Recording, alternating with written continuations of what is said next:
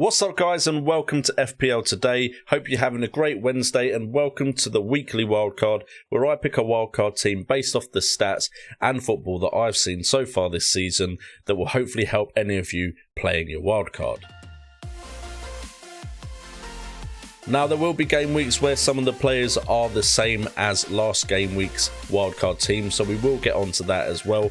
But before we get into that video, please do make sure to hit that like button if you're enjoying the content on FPL Today, and also hitting that subscribe button and that notification bell. Every little bit helps.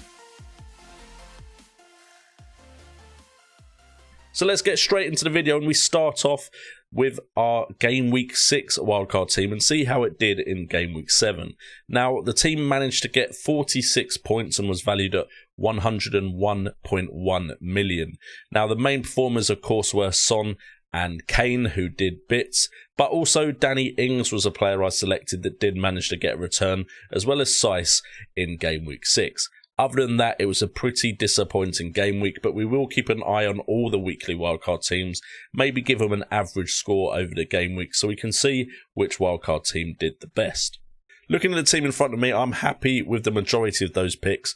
I think target is probably a bit too much with Aston Villa. I know they've just lost 3-0 to Leeds, and I still think that Aston Villa defence will be a good area for you to invest in, but maybe only one is needed, because if you have a game week like I've just had, any kind of chance of getting a clean sheet somewhere else could have been really useful. Looking at Salah, another game week, he might have actually got a decent return in this game week, so I'm not too disappointed with him. Man United and Chelsea game was always going to be a game that could go either way, and instead it turned out in a 0-0 draw. Ross Barkley couldn't get anything against Leeds, but I still think Barkley, McGinn or Grealish is a decent pick, and we got to give Calvert-Lewin a break. He's returned 5 game weeks in a row, so it's bound to happen eventually where he didn't get any points, although the stats for Game Week 6 for Calvert-Lewin were dire reading indeed.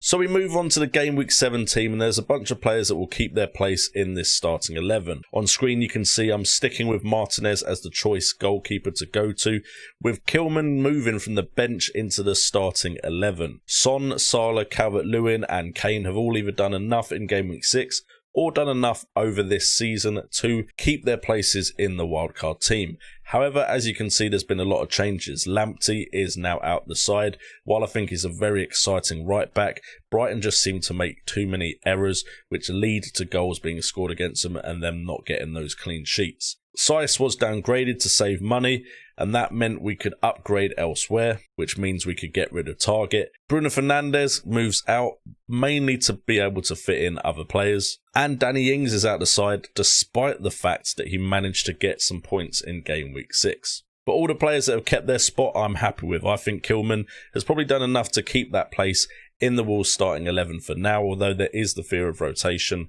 But 3 games in a row playing the full 90 minutes and looking very impressive, I think Kilman keeps his place. And the others, they kind of speak for themselves. Why would you take out players like Son, Kane, Calvert-Lewin and Salah with the way their season's gone so far? So joining the defence, we have Chilwell at 5.8 million from Chelsea. He got a clean sheet over Game Week 6 and looks like a really good attacking threat. And I think if you're not going to punt for Robertson or Trent Alexander-Arnold, I think Chilwell is a standout option as far as expensive fullbacks at the moment. You could look at Digne, who does have a red card.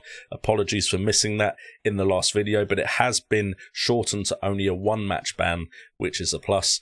But I think Chilwell just about edges it over the likes of Digne and Reguilon as options in the top sides right now.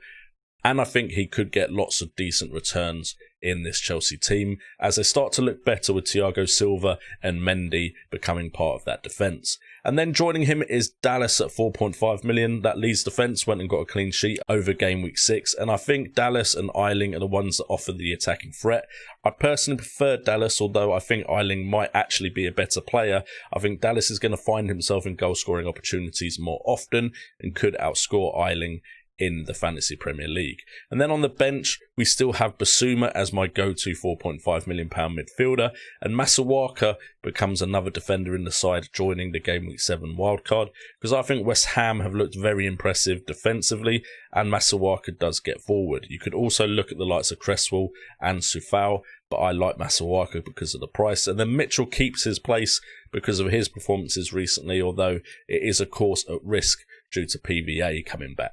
That being said, just the fact that he's 4.2 million helps him keep his place in this side, just to save budget to spend the money elsewhere. Joining the midfield is Grealish instead of Barkley. I think he looked impressive in the Leeds game, and yes, while I think he did have a few moments where he should have passed instead of go for goal, he almost scored with the ball cleared off the line from a shot of his, and he had that run where potentially he could have finished that chance, and we would have been looking at a very different game week for those with Jack Grealish. And Rashford joins the side because it saves a little bit of money, and the main reason for saving this money is so we can make moves in the future for the likes of Kevin De Bruyne and Sterling and Bruno Fernandes if needed, because there will be a time when Man City and United hit form this season, and we need to be ready to jump on those moments. That being said, Marcus Rashford has looked very good himself, so I do like the looks of Marcus Rashford. He seems in form at the moment, a lot of positivity surrounding him, and I think he has something to prove, although when Martial comes back,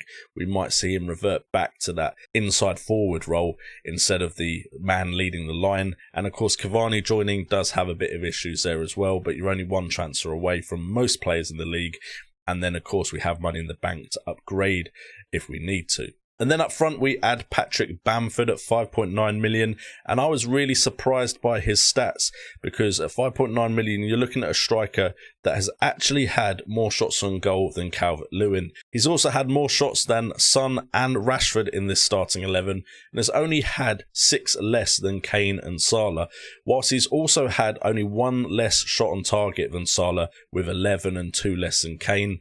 And has actually had more shots from inside the box than Harry Kane with 20 to 19 and 6 big chances, which is less than the likes of Salah, Kane, Calvert-Lewin and Son, but is still higher than anyone else in this side with a total of 5 big chances, 6 goals scored and a 3.43 expected goals, which is decent for a player at 5.9 million. Add to that I think Leeds have goals in them and he is the man leading the line.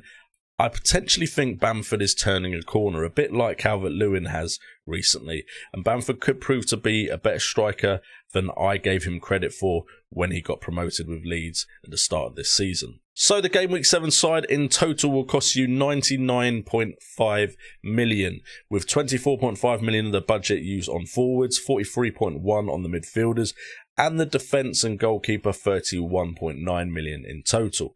So I think this is a pretty balanced side with the ability to move to players that you might want to get in instead of the players that are in this starting 11. For instance, Man City's fixtures do turn in the future, and the likes of Kane could change to Aguero, the likes of Rashford, Son or Salah can easily be upgraded to the likes of De Bruyne and Sterling, and with Chilwell in there you can quite easily move to a Man City defender if you really want to, or if all the other players are firing, you could even look at upgrading defenders to some Man City options too. I think this is a good balance of good players and good budget players, and we'll see how this compares to the Game Week 6 side next game week, where we can compare the two. So in the comments down below, let me know if there's any players you would pick in your wildcard team. If there is, put it down in the comments down below and we can have a discussion about it and try and help those of us out that are using the wildcard. If you have enjoyed this video, please do hit that like button, subscribe and hit that notification bell to show your support